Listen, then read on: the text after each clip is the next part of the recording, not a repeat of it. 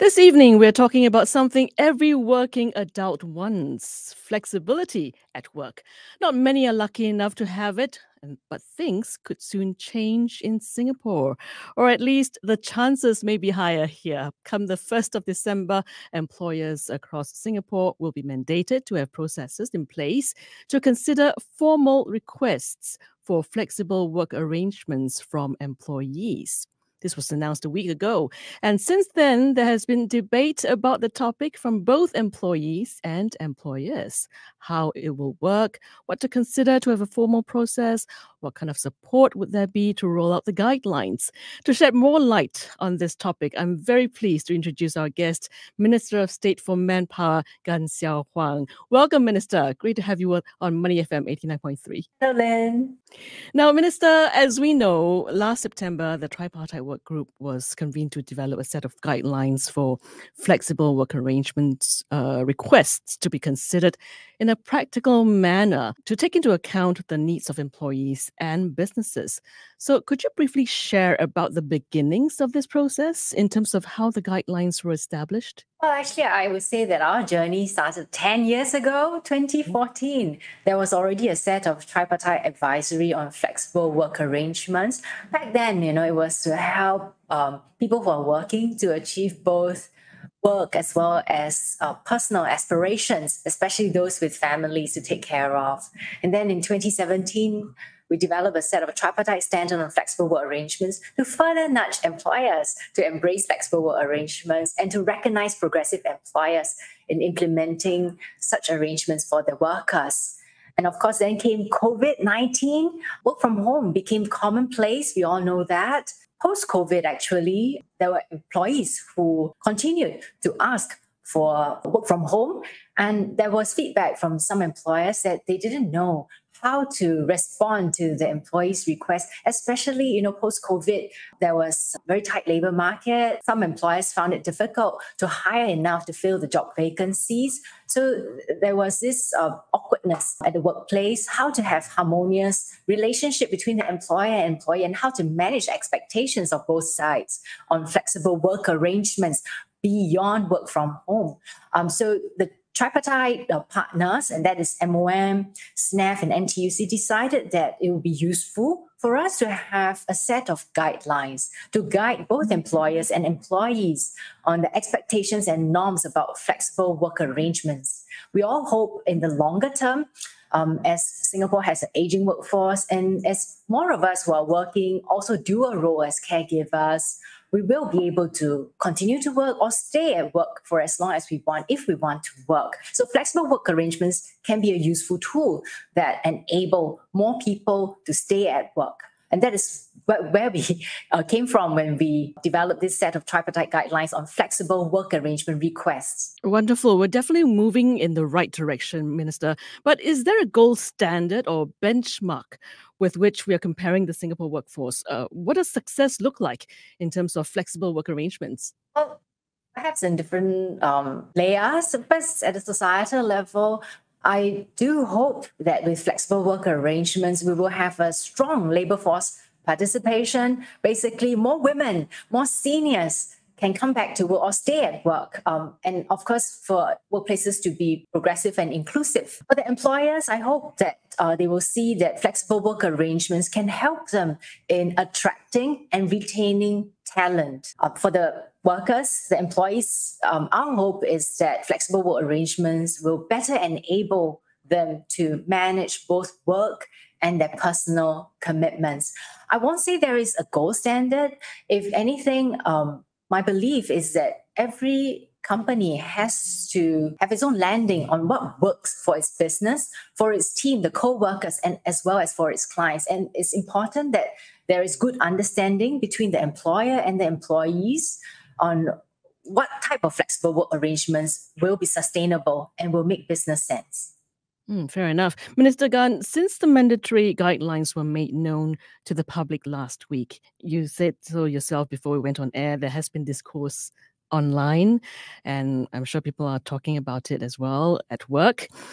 We hear people talking about what is our value add and voicing concerns that this new development could lead to more employers outsourcing work to people in other countries, which is deemed to make better business sense, right? As the cost of operations in Singapore could be higher than some other countries. What are your views on that?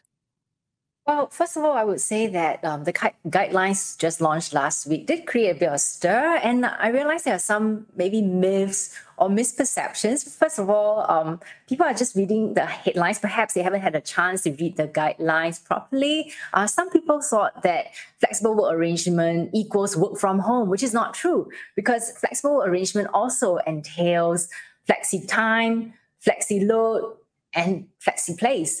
The other misperception is that flexible work arrangement means work less, which is also not true. Actually, we advocate productivity and surely would like employers to be able to embrace and implement flexible work arrangements in a sustainable manner. So it's not about working less or reducing productivity. I hope that employers get that message well. And the third myth is that the tripartite guidelines on flexible work arrangements, some people think that we are mandating flexible work arrangements in all workplaces. Again, that's not true. Actually, the guidelines mainly say that workplaces, employers, have to have a process to consider requests from their employees for flexible work arrangements. And it is still the employer's prerogative to decide for themselves what form of flexible work arrangements is viable, is sustainable for the company. So I hope to get this out clearly. And to your question on whether flexible work arrangements and this set of guidelines, whether it could affect employers' hiring decisions or offshoring some of their businesses, I would say that actually during the COVID period, work from home was a commonplace, and that post-COVID, there's nothing stopping employers that found, offshoring to be good for their business, good in terms of them being able to tap on talent elsewhere, to continue doing so. Actually, it doesn't take these tripartite guidelines to nudge them towards that. I think more importantly, as a country, for Singaporean workers to stay competitive, we have to make sure that we have the relevant skills. We have the ability to meet the business needs for talent. That's number one. And number two, I would say that we have to be productive, surely, and Singaporean workers are productive. And I hope that employers do take that into account when they make their business decisions on their hiring talent and, when they are thinking of offshoring. I would say that employers sometimes also feedback to us that they value Singaporeans because of certain attributes, trusted, being reliable. These are qualities that we will want to continue to promote for Singaporeans. Okay, Minister, when the guidelines were announced, it was reported that the tripartite work group aimed to sensitize employers, particularly small and medium-sized enterprises, with less advanced human resource processes to consider flexi time and flexi load arrangements. As it is, SMEs are facing challenges attracting and retaining talent, and we talked a little bit about that earlier. And due to their size and limited resources, SMEs could find these guidelines difficult to implement. After all, SMEs do form the backbone of Singapore's economy, and many of them, I would think, are part of the supply chain to critical entities. By that, I mean entities providing essential services to perhaps ensure public health and safety, support the economy, and so on and so forth. To that end, what kind of assistance, if any, resources, training, can SMEs expect to receive from the relevant authorities in order to put in place the FWAs by December?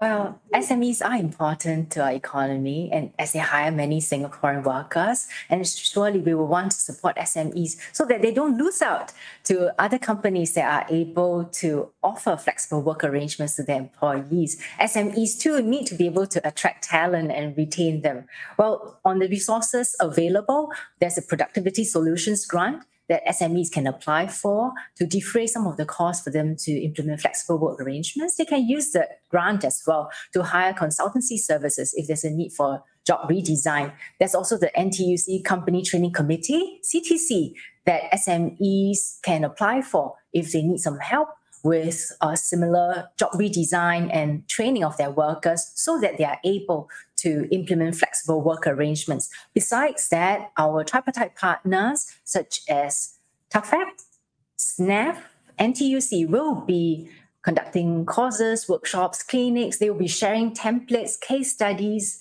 IHRP as well will be going out to equip HR professionals so that together more SMEs will be able to reap the benefits of flexible work arrangements in terms of staying competitive in hiring and retaining talent.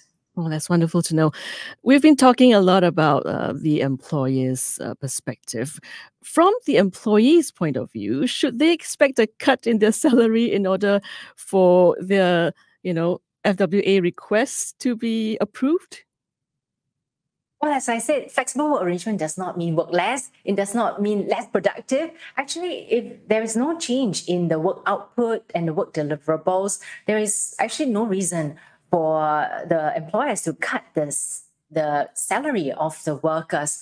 What I think is most important is for the employer-employee have a proper understanding and conversation about what type of flexible work arrangement works well for the employee and also for the team, not just one person, but actually for the co-workers too. The form of flexible arrangement also needs to take into account the nature of the business and the impact on the clients so that there can be win-win solutions and employers will be able to recognize and remunerate the employees fairly. Minister, thank you so much for taking the time to speak with me to talk about this very important and relevant topic that is going to impact definitely on almost everyone, employees and employers. Thank you so much. Thank you, Lynn. Money FM 89.3